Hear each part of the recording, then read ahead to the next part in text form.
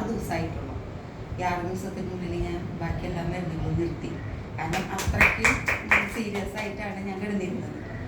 ചേച്ചി എന്നെ കഴിഞ്ഞ തിങ്കളാഴ്ച വിളിക്കുമ്പോൾ ഞാൻ കിടപ്പിലാണ്. കാരണം ഇത് വന്ന് പഴുത്തിട്ട് എനിക്കൊന്നിനും പറ്റാത്തൊരു സ്ഥിതിയിലായിരുന്നു. ചേച്ചി ഈ പ്രോഗ്രാമിൻ്റെ പറയാനായിട്ടാണ് എന്നെ വിളിച്ചത്. ഞാൻ പറഞ്ഞു ചേച്ചി ഇന്ന് വയ്യാണ്ട് ഇങ്ങനെ കിടപ്പിലാണ്. അപ്പോൾ ഇതവിടെ നിൽക്കട്ടെ, നിനക്ക് എന്താണ് അസുഖം ചോദിച്ചിട്ടാണ് ചേച്ചി എന്നെ വിളിച്ചോണ്ടിരുന്നത്. ഞാൻ പറഞ്ഞു എനിക്കിതൊന്നും ഇപ്പോൾ കേൾക്കാൻ പറ്റില്ല, ഞാൻ വേറെ ഡോക്ടറെ കാണാൻ പോകുന്നു പറഞ്ഞു.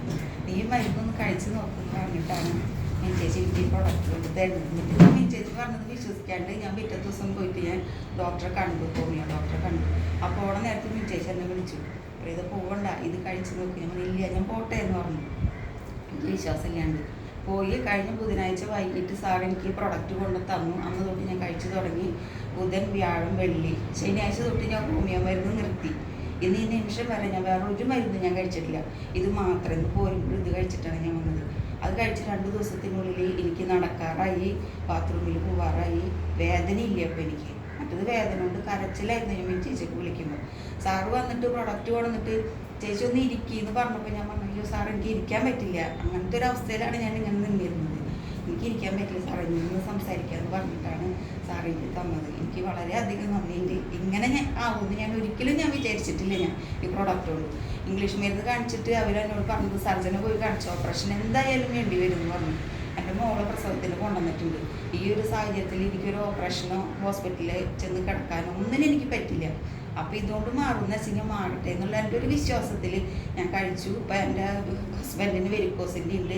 ഞാൻ കാലൊക്കെ ഫോട്ടോ എടുത്ത് സാറിന് കൊടുത്തിട്ടുണ്ടായിരുന്നു. ഇന്ന് ഞാൻ എൻ്റെ ഹസ്ബൻഡിന് പ്രൊഡക്റ്റ് എടുക്കാൻ പോവാണ്. ആൾക്ക് വിശ്വാസം.